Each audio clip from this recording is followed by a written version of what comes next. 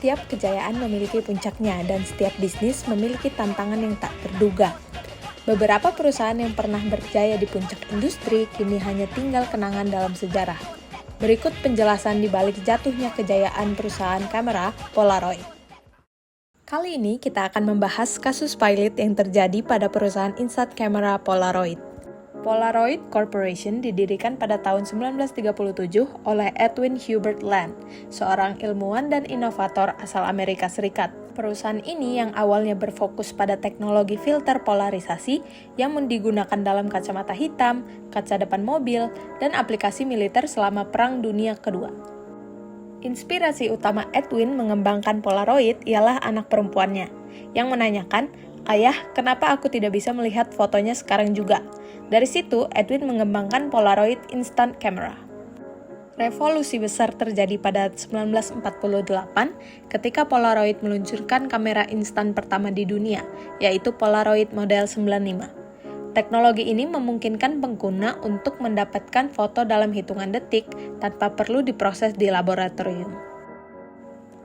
Dalam waktu yang singkat, kamera Polaroid menjadi simbol kemudahan, kecepatan, dan inovasi, menarik perhatian berbagai kalangan, mulai dari fotografer amatir hingga profesional. Kelebihannya dalam menghasilkan cetakan instan membuatnya sangat populer di kalangan keluarga yang ingin mengabadikan momen secara langsung, serta di dunia bisnis dan sains yang membutuhkan hasil foto cepat untuk dokumentasi.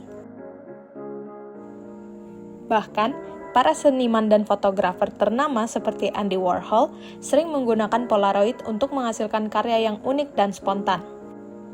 Dalam beberapa dekade, kamera Polaroid tidak hanya menjadi alat fotografi, tetapi juga menjadi bagian dari budaya pop yang identik dengan gaya hidup modern dan ekspresi kreatif. Popularitasnya yang luar biasa menjadikan Polaroid sebagai pemimpin dalam industri fotografi instan selama lebih dari setengah abad. Pada 1980, setelah 43 tahun, Edwin Hubert Land turun dari posisinya sebagai presiden Polaroid, sehingga 2 tahun kemudian Edwin pun berhenti sepenuhnya. Polaroid memiliki kompetisi dalam kamera analog, yaitu Kodak, yang menjual dengan harga lebih terjangkau. Akan tetapi, dalam sektor itu Polaroid masih menang karena memiliki hak paten karena produk Kodak yang sama dengan Polaroid. Produk yang sangat mirip membuat Polaroid mengajukan gugatan kepada Kodak atas pelanggaran hak paten dengan klaim kerugian pendapatan sebesar 12 miliar US dollar. Kodak pun kalah dan membayar Polaroid sebesar 909 miliar US dollar. Polaroid terlalu bergantung pada penjualan film instan sebagai sumber pendapatan utama. Meskipun pada saat yang sama, industri fotografi mulai mengalami perubahan besar dengan kemunculan teknologi kamera digital pada 1990-an. Ketika pasar mulai beralih ke format digital yang lebih praktis dan fleksibel, Polaroid tetap bertahan dengan model bisnis lamanya. Perusahaan berasumsi bahwa film instan masih memiliki daya tarik yang kuat dan tidak segera berinvestasi secara serius dalam teknologi baru yang berkembang pesat.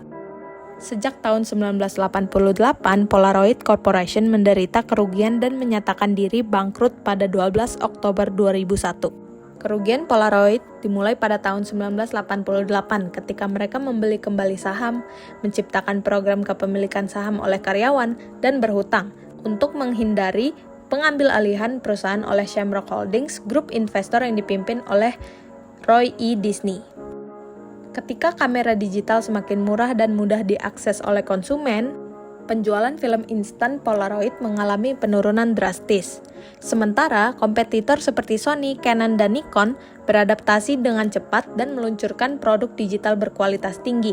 Polaroid terlambat dalam mengembangkan kamera digital yang dapat bersaing di pasar. Sejak 1988, Polaroid menderita kerugian sampai pada Oktober 2001, Polaroid secara resmi mengajukan pilot berdasarkan Undang-Undang Kepilotan Bab 11 Bankruptcy di Amerika Serikat. Pemilik usaha yang meminta perlindungan Bab 11 biasanya mencoba bertahan beroperasi sementara Pengadilan Kepilotan mengawasi reorganisasi kewajiban utang pemilik usaha.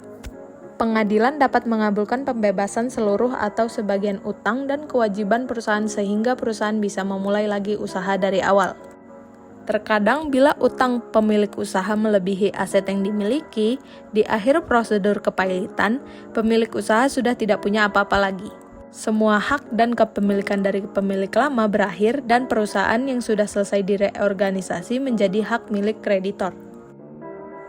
Akibatnya, Polaroid tidak mampu membayar utang sekitar 900 juta kepada krediturnya. Dalam kasus Polaroid, utang yang terlalu besar dan menurunnya pendapatan akibat kegagalan beradaptasi dengan teknologi digital membuat upaya penyelamatan menjadi sulit. Pilotnya Polaroid terjadi setelah perusahaan mengalami penurunan pendapatan drastis akibat berkurangnya permintaan terhadap film instan. Meskipun mereka mencoba memasuki pasar kamera digital, produk mereka tidak cukup kompetitif untuk menyaingi merek seperti Sony, Canon, dan Nikon. Setelah mengajukan kebangkrutan, aset perusahaan kemudian dijual ke investor baru, dan pada 2002, Polaroid berhenti menjadi perusahaan independen. Hal ini menandai akhir dari era kejayaan Polaroid sebagai pelopor fotografi instan. Itulah penjelasan atas pilot yang dialami oleh Polaroid. Sekian dari saya, terima kasih.